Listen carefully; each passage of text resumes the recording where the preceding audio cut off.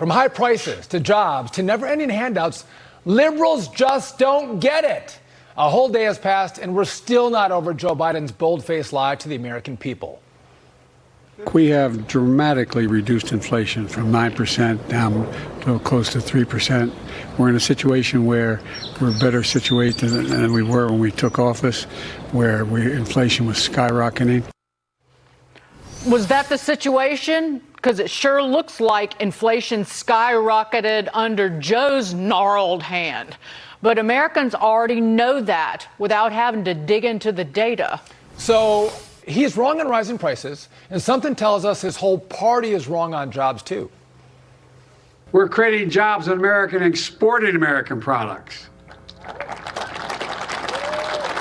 And my predecessor and his allies in Congress want to go back. These investments and these good-paying jobs are what Republicans are trying to take away.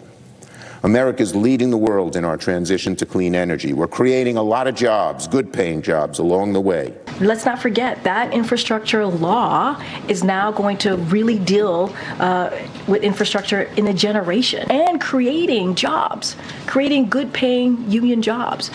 And so that is what the president has said he was going to do. When we invest in climate, we create jobs, we lower costs, and we invest in families.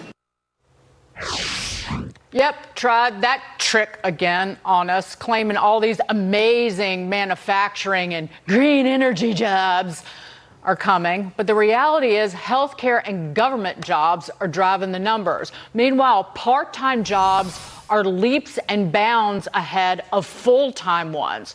Apparently, the left-wing nuts have never heard the phrase quality over quantity. Even the Washington Post is over the old man's shtick. One columnist calling out the false promise of a green jobs boom, writing, quote, "Here's what infrastructure investment won't do. They don't create a ton of jobs, no matter what anybody tells you, because we build infrastructure in the same way we build everything else now, with way more machines than people. Democrats know this." Let's bring in Congressman Byron Donalds. He's a member of the House Financial Services Committee. Great to see you, Congressman. $2 trillion deficit Biden is still running. This is recession-level spending, making inflation even worse. But I argue they will never change course, ever change their garbage rhetoric, because it would be an admission that they caused all of this suffering and hardship that Americans are experiencing. Well, listen, Dagan and Sean, I'm glad I'm with you. I'm glad I'm on the bottom line, because what you are saying is absolutely correct. Their entire economic agenda has been a disaster. The only people that are making out are the people who are taking advantage of the subsidies that they've put into practice, into the law. They've spent money with impunity. And what people understand, what they're really understanding now, is that money just doesn't come out of thin air. When you spend this kind of money, when you print this kind of money, it comes from the purchasing power of every American. So if you're a poor American, middle-income American, you're suffering under this economy because prices are up 20% since Joe Biden took office. The last year, they're up 3.5%. In the real world, that means the price of bread, the price of milk, the price of Oreos, used cars, new cars, airline tickets, all up while Joe Biden and the Democrats spend us into oblivion. It's not sustainable. It's not working. The American people have had enough. You know, Byron, you're a politician. You've run for office. This strategy of the facts be damned. I'm just going to tell the American people, jobs are great, your incomes are rising, and inflation was sky high, and we're bringing it down since I've been in office. All that is false. It's like they're living in a world that was the Trump economy, but they're living in the Biden economy. So they tell bold-faced lies to the American people and think that's going to work. They can't admit that they are wrong. And unfortunately, that's where we are in American politics. Joe Biden is the master of disaster. I've been calling him that. I'm going to continue to call him that because it's true. Everything the man touched has turned to crap, absolute hot garbage. But they can't reverse course, because if you do that, you have to go back to the Trump policies. And the last thing they want to admit is that Donald Trump was right. But the reality here is that we have to have common sense economic policy here in Washington, Washington, D.C., common sense budget policy here in Washington, D.C., so the American people can thrive. Because the craziness that they are doing, no American does that in their household. And people are suffering because now credit card debt at an all-time high in our country. Why? Because people are having a harder time making ends meet. You throw immigration on top of that with our wide open border, and you throw up the crazy foreign policy from Joe Biden, it's a recipe for disaster for the United States of America.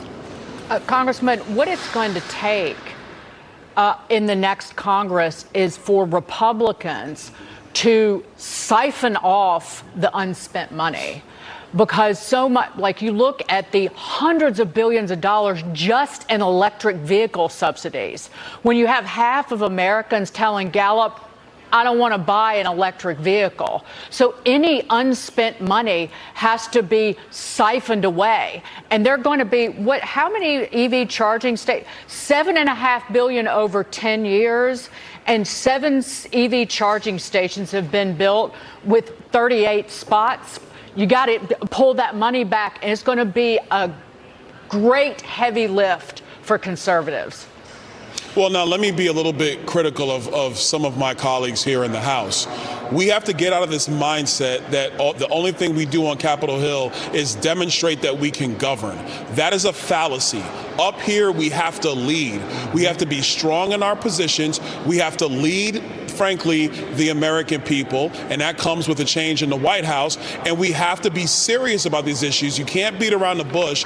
You can't trim around the edges. You said it best. The Green New Deal stuff they stuck into the American Rescue Plan or the Inflation Reduction Act or whatever heck they call the stupid stuff, that stuff is a disaster because we're getting the minerals, we're getting the equipment from China, we're empowering the Chinese economy to the detriment of our own and our own energy creation systems here in the United States. This is not sustainable, but you got to get serious on Capitol Hill. You can't try to have some détente with the Democrats and just try to put together a package that we think is going to get through the Senate. You have to lead and then demonstrate with policy and with execution that this is the best thing for America. You have the House, you have to lead with the House. You are so right on that, Congressman. Yep. And the Democrat delusion, it doesn't just stop at the economy, Congressman. Speaker Emeritus Nancy Pelosi claims Trump and House Republicans are destroying America's reputation by blocking further aid for Ukraine. Watch.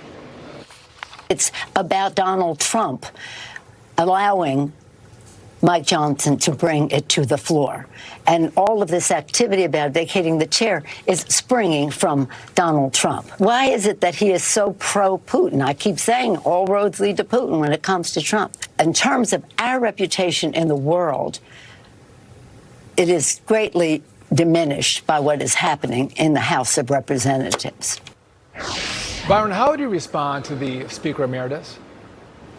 America, Nancy Pelosi's lying to you. The only thing that's holding up Ukraine funding in Washington, D.C. is Joe Biden's refusal to secure the southern border. That is it. If he actually worked with House Republicans to secure our nation, the votes would be there to actually take care of Ukraine. But it is illogical to be worried about the borders of Ukraine while the borders in America continue to be wide open. We have more than 10 million people that have come into the country, not to mention the people who are on the terrorist watch list that we know have come into this country or we caught before they can come into this country. It's insane policy from the Democrats, and the only thing they'll try to do is blame Donald Trump. But guess what? Donald Trump has not been president for 3 years. Joe Biden has. And with respect to our situation around the globe, it is because of Joe Biden's weakness that we are in these positions from a foreign policy perspective. Congressman Byron Donalds, secure the border. You're spot on. Thanks for being with us. We appreciate it. Thank you.